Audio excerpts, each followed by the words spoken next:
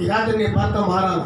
నువ్వు చెప్పే సాక్ష్యం బట్టి ఈ పుట్టిన సందర్భం, దేవుడు పుట్టిన సందర్భంగాను ఈ క్రిస్మస్ సందర్భంగా నీవు నీ భర్తను మార్చుకో, నీ బిడ్డలను మార్చుకో.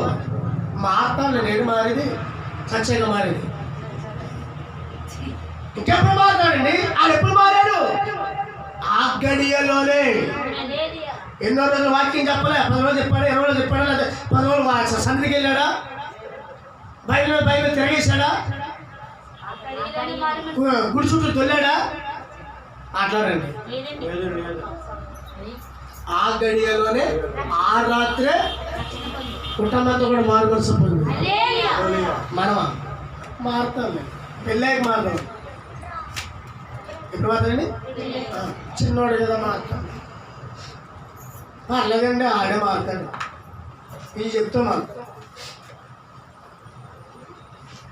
కానీ మారానంటావు, మారాకుంటావు, ఎంతకాలము నీవు సాగిపోతావు.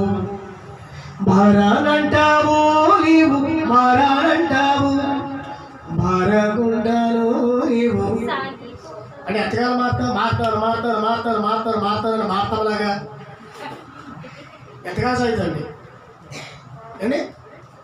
మాట్లాడాలని చెప్పి నువ్వు లోకంలో మారిపోతున్నా, అప్పుడు చేసిన మారట్లేదు. మారడం అంటే ఎంటనే అదే చక్కి ఎంటలో మారాడండి.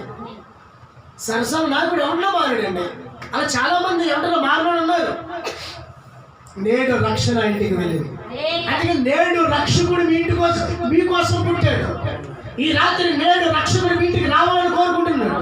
నేడు రక్షకుడు మీ హృదయంలో రావాలని కోరుకుంటున్నాడు.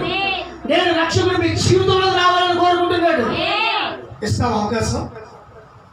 ప్రార్థన చేసుకోండి. అవకాశం ఇస్తారా? మీ బిడ్డకి అవకాశం ఇస్తారా? లేదేమో.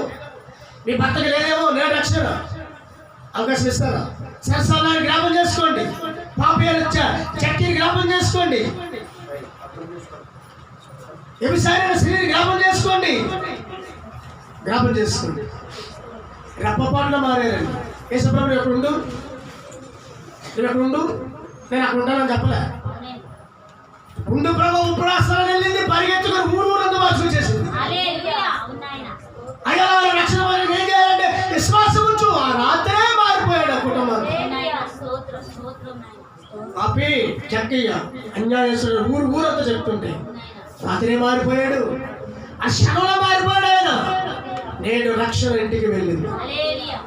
నేడే నీది రేపు దినము